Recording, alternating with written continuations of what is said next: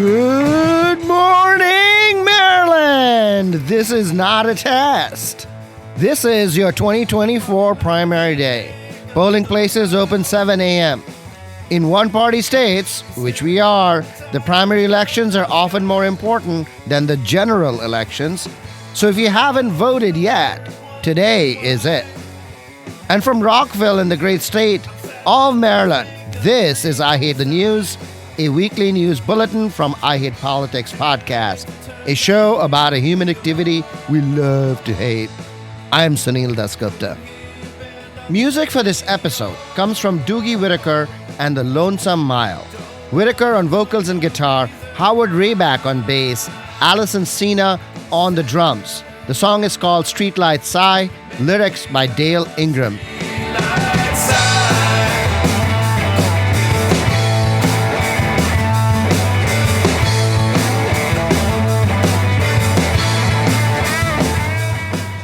The week of May 14th.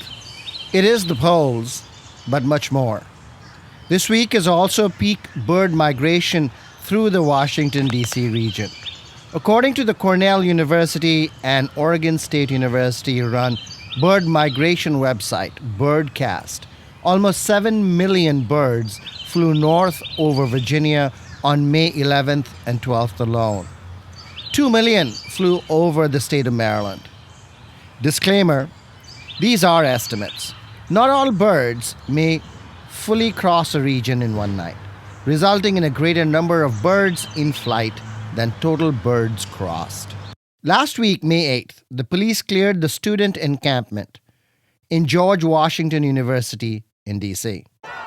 But protesters were back May 9th, this time in front of the university president's home. They were removed overnight Friday into Saturday, and last Sunday morning, there were no signs of protesters. University Yard was fenced off with heavy steel barricades. Squad cars sat idling on various streets, and birds were chirping on an unseasonably cold day.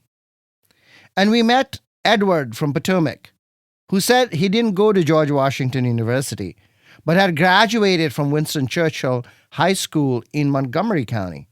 He was carrying handwritten posters and a big backpack of someone who had spent the night outdoors. That's all there is left now. Across the region in Baltimore, the Hopkins Justice Collective also broke down their encampment, following an agreement with the administration at Johns Hopkins University, which suspends conduct proceedings against students and speeds up the timeline for consideration of divestment proposals from fund managers. While exams and the end of the semester may have drawn this period of student protests to a close, it is an open question whether protests will return during the summer. This time, administrators and police will be better prepared, and students will have to find protest spaces where they are not easily shut down.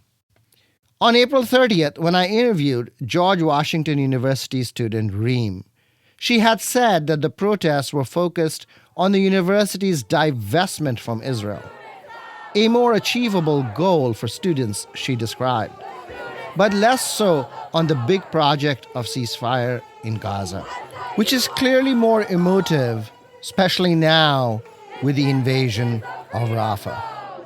Would too narrow a focus not be appealing enough?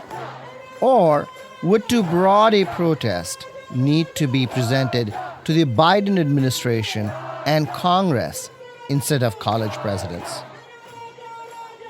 Meanwhile, in the U.S. House of Representatives, there was an anti-Semitism hearing. Here is Representative Aaron Bean, Republican of Florida, chair of the Early Childhood, Elementary, and Secondary Education Subcommittee.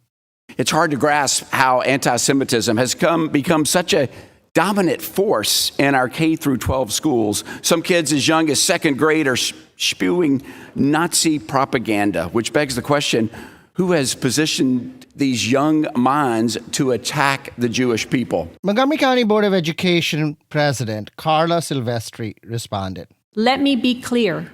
We do not shy away from imposing consequences for hate-based behavior, including anti-Semitism. And if our investigation finds a staff member cannot uphold the employee code of conduct and support a safe learning environment for all students, they will not remain in Montgomery County Public Schools. Student discipline follows the student code of conduct and students' rights and responsibilities.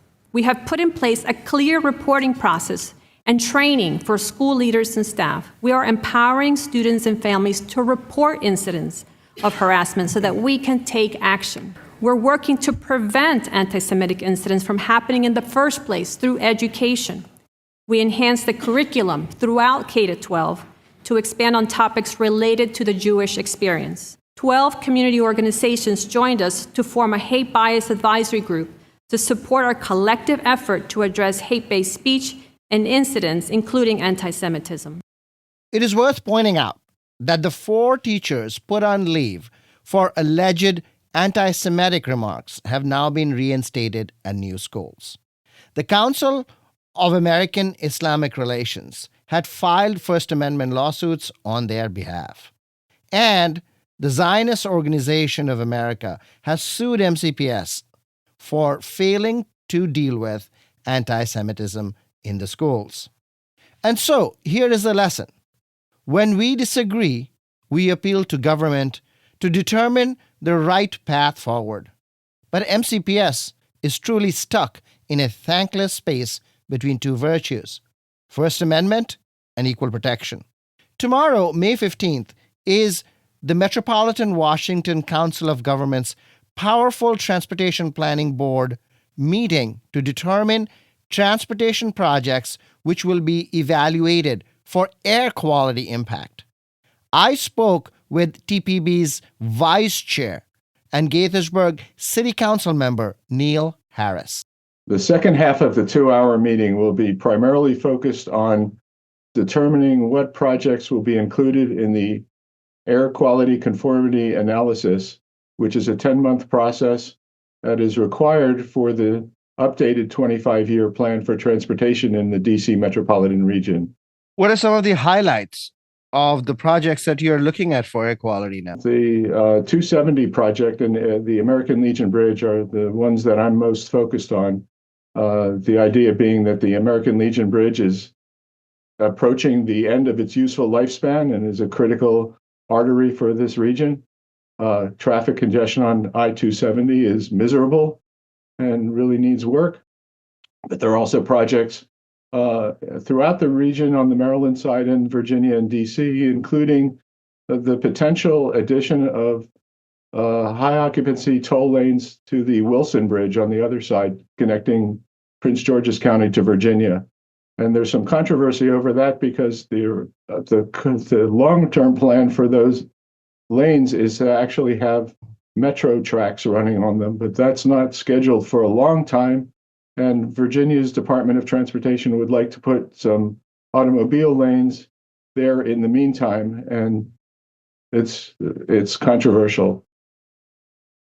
It's controversial because there's opposition to it based on the fact that once you give it over to autos, you can't recover it for transit. Well, and VDOT makes the case that you can recover it, but some people are concerned that once it's established, it's hard to take it away again. But the plan is a 25-year plan, and at this point, there's no chance that Metro will extend the blue line over that bridge for at least another 10 or 15 years. So it's a shame to let that real estate go fallow in the meantime when there is such a need for moving more people. So the big kahuna is, of course, the 270 toll lane project. I believe the city of Rockville has some opposition. The city of Rockville is very concerned. There are already a lot of lanes, I think 12 lanes going through Rockville on the highway. There is no current plan to widen that highway beyond the current boundaries, but their focus is on the rest of the highway. In other words, they're okay with the highway widening from I-370 north to Frederick, which is a very narrow part of the corridor as you go farther north, as well as the southern part from the spur to the Legion Bridge. They just don't want Rockville touched. My concern is, first of all, we're not actually approving projects to be constructed or even put into the long-range plan at this juncture. We're focused, this vote is all about analyzing projects for whether or not they contribute to improved or degraded air quality in our region. The reality is that if you oppose a big project like this, you tend to use the process to slow it down. And why is this not okay in that context? Well, because I hate exactly what you just said. The idea that you can use the process to derail a project like this is an issue with the process itself. I don't go there, and I don't approve or appreciate, using environmental concerns to derail a project when we haven't even really analyzed the environmental impact of a project yet. Neil Harris, Vice President of Transportation Planning Board and Gaithersburg City Councilman, thank you. Thank you, Sunil. Always a pleasure.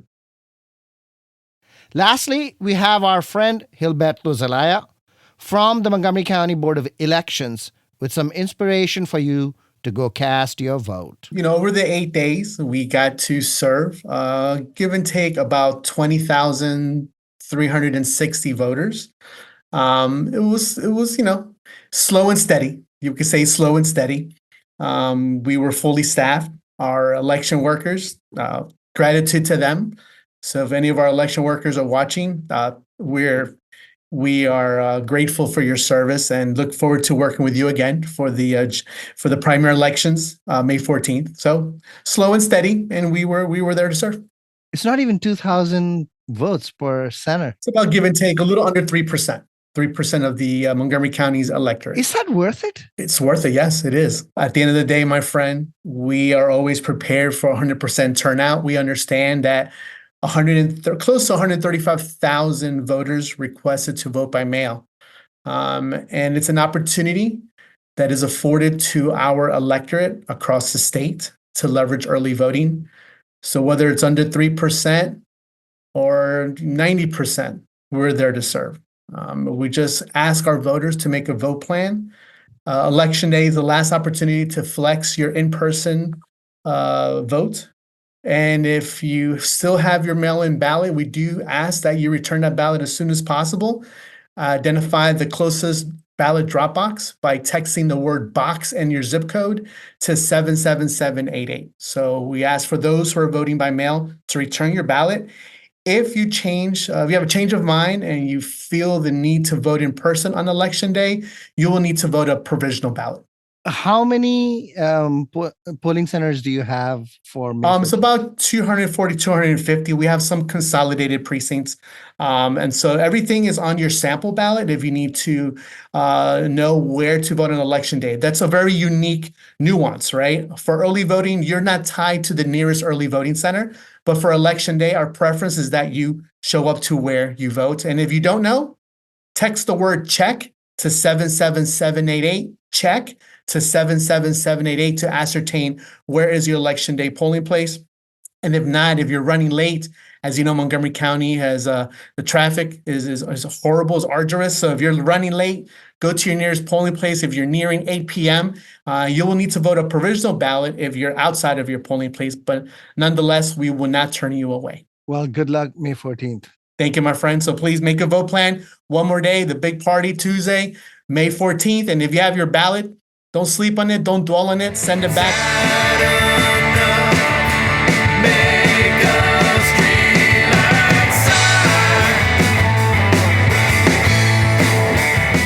That's all for this episode. Be sure to check out I Hate Politics candidate interviews as you make your voting choices in the primary elections.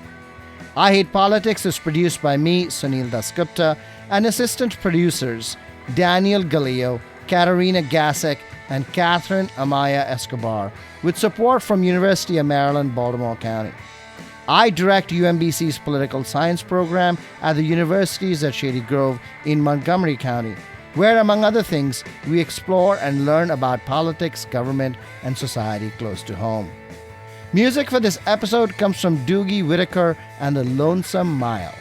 Whittaker on vocals and guitar, Howard Rayback on bass, and Alison Cena on drums. The song is called Streetlight Sigh. Lyrics by Dale Ingram.